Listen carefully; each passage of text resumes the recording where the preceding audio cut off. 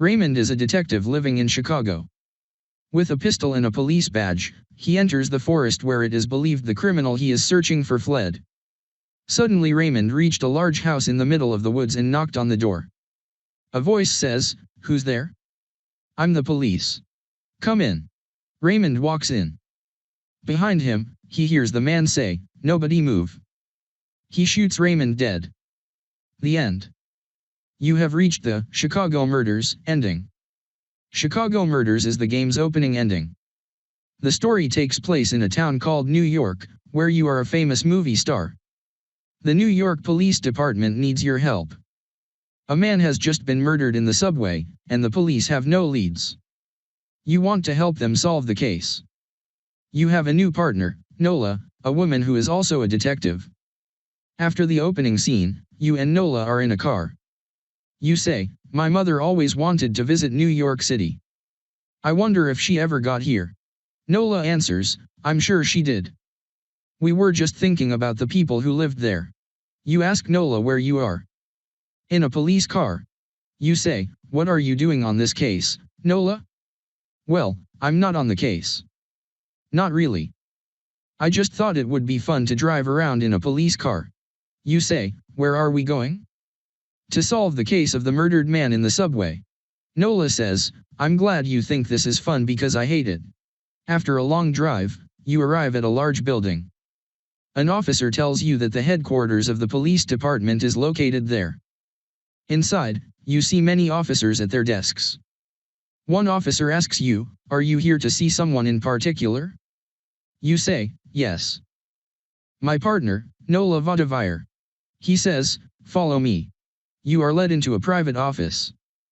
A man sits behind a desk. He is a very important-looking man. He asks you to have a seat.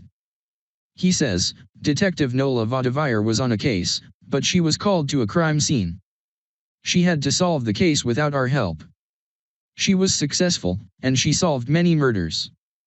However, she was the main suspect in 2 murders herself. The evidence was overwhelming, but Nola managed to clear her name. I am the head of this department, and I want to personally thank you for your help, Detective Vadavire." You shake the man's hand. He asks you to stay for a minute. After you sit down, the man says, "I want to thank you for your help on this case, but I need you to do one more thing. I need you to take down Nola Vadavire. I'm sure you know the press has been waiting for an arrest. I need you to arrest Nola. I'm offering you a simple choice. You can arrest Nola for the murders she didn't commit. You can put her away forever. Or, you can let her go. This is not a hard decision. The press would have a field day with a convicted murderer as the main suspect. This case will be all over the newspapers. You will be the hero who put the bad guy away.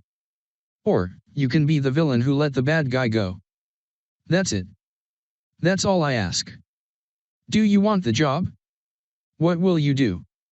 You are Raymond, a famous detective living in New York City. You have a pistol and a police badge. You investigate a case where a man is murdered in the subway. New York City, here I come. You say to yourself. You run out of the police station. Hello. Hello. I'm Detective Raymond Torres, and I'm here to investigate the subway murders. A man says, "What are you talking about? There haven't been any murders in the subway." You say, "Have you ever heard of a man named Henry Smart?" The man says no. You pull out your badge. The man says, "What badge do you have?" You show him. He says, "I don't have a badge." What are you talking about? You say, "You're not from the police. You're probably one of the bad guys." The man says, "You're crazy. I'm not one of the bad guys." He starts running away. You follow him. After a chase, the man runs into an alley. He disappears. You walk down the alley. Suddenly, a man punches you in the face. You fall to the ground. The man says, "I think you just gave away your only advantage, detective. You're going to need that badge, and I'm going to need your gun." He grabs your gun. Then, he takes your badge. The man punches you again. You lie on the ground, dazed. After you get up, you walk away. The man is behind you. He says, "I think I just solved your case, detective." You were a detective in San Francisco. Maybe you remember a case called the Black Bag Murders. You were there when the killer was caught. His name was Joseph Bell. You caught him red-handed. You remember how the police worked together to catch the bad guy. What if there was a copy of that report hidden in a black bag? You say that sounds like the case you worked on in San Francisco. The man says, "I'm right. That's the case. You must have a copy of that report. I bet you have that black bag, too. And, I bet you have a gun and a badge. This is a great idea, detective. I'll help you get rid of the bad guy." The man grabs your gun and badge. Then, he shoves you into the middle of the street. A car speeds through the intersection. The man says, "There's your ride home, detective."